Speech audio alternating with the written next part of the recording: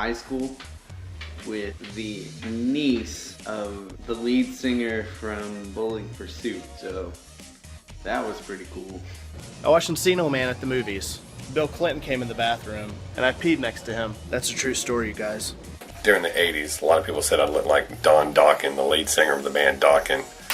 I hated that guy. I liked the band and their music, but it just aggravated the shit out of me. I looked enough like him that when I went to Six Flags, I would have groups of girls following me around. There would even be a few people that would ask me for my autograph, in which I would sign my actual name, kind of piss them off. I met William H. Macy because I lived next door to his parents. I took a poinsettia plant over to their house because they were just nice old people who lived next door to me, and William H. Macy and Felicity Huffman opened the door, and I was like, what?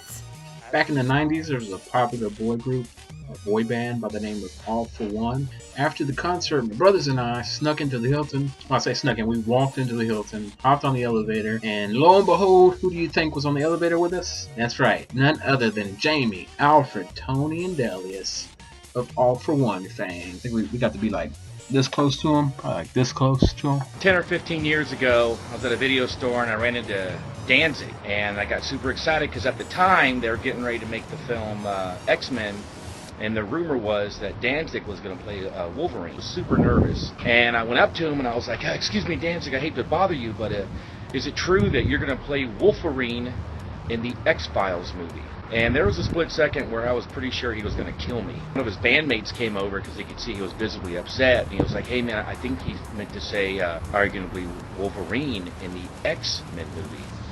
And Danzig was like, no, and just stormed off. I forgot this other time. I was working in the drive-thru at Starbucks, and Robert Plant came through the drive-thru, and I gave him decaf coffee. So that's a thing. I had a brush with fame, and I will never, it's like it happened yesterday. I was living in Tampa in 1986,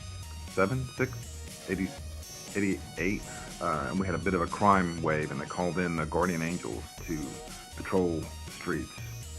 And I was standing outside my apartment one day, and there he was, Kurt Sliwa, the founder of the Guardian Angels, walked literally right in front of my apartment, and it's crystal clear, I remember it. I said, Kurt, how's it going? And I'll never forget. He said, like, how's it going, or what's up, or that is burned into my mind. I cherish that moment forever. I was standing in line in an airport in Albuquerque, New Mexico, and I'm pretty sure that a couple feet away from me was the chick from Longmire.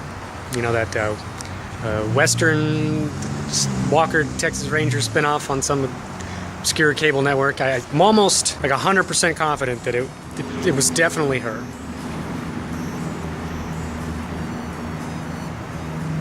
I was dating this broad for a while who ran into Ice-T at a local IHOP. So I used to work at this video store that the cousin of Jensen Ackles, who plays Dean Winchester on the hit show The Supernatural, it's not The Supernatural, just Supernatural. And he come in there from time to time. Yeah, that makes me cool. I was the second gunman on the grassy knoll. Smooches!